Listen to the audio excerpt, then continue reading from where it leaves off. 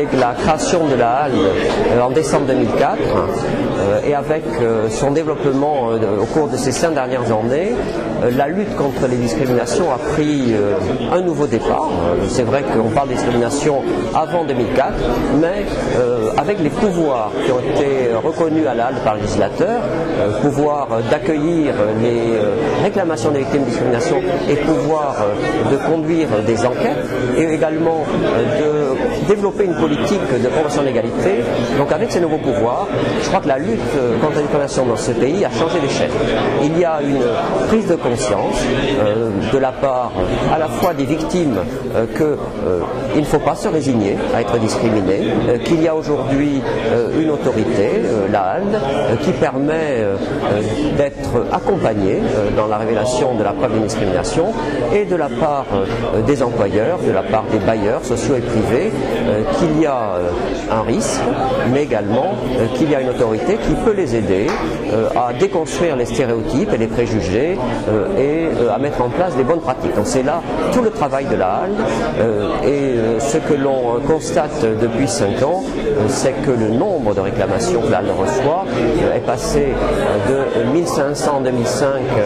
à un peu plus de 10 000 en 2009 et que cette progression se poursuit au rythme de 20% par an à l'heure actuelle. C'est important et la HALDE souhaite que cela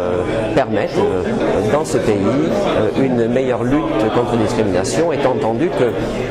le critère massivement invoqué par les victimes, c'est le critère de l'origine qui représente au moins 30%, suivi par le critère du handicap. 22% des personnes qui nous saisissent invoquent le critère du handicap. C'est important et ça fait partie aussi des priorités de la HALDE, aussi bien dans le domaine de l'emploi que dans le domaine du logement, de lutter contre toutes les formes de discrimination. Vous savez qu'il y a 18 critères que le Code pénal, le Code du travail reconnaissent comme critères illicites pour embaucher ou pour louer un appartement.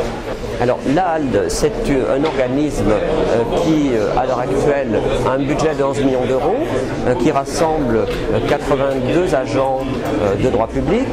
la moitié d'entre eux d'ailleurs travaillant sur l'action juridique, c'est-à-dire l'accompagnement des victimes de discrimination. Elle a reçu des pouvoirs d'enquête,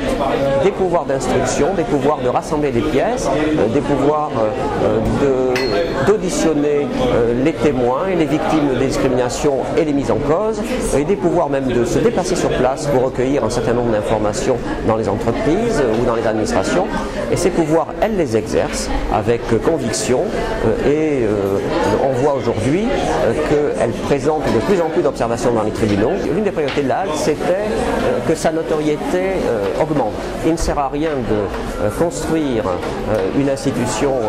dont le rôle est d'aider les victimes de discrimination si elle n'est pas connue de ceux qui sont victimes. Donc ça a été notre premier objectif. Alors ce premier objectif, il est, je dirais, à moitié rempli aujourd'hui, puisque le taux de notoriété de la HALDE est de 54%. Et l'on sait que parmi les publics qui ont le plus besoin de nous, parmi les victimes, parmi les publics qui ont le plus de difficultés à accéder aux médias, la notoriété de la HALDE est sûrement inférieure à 54%. Donc il y a des efforts à faire pour construire cette notoriété, et cette notoriété, elle est importante parce que la HALDE vit effectivement des saisines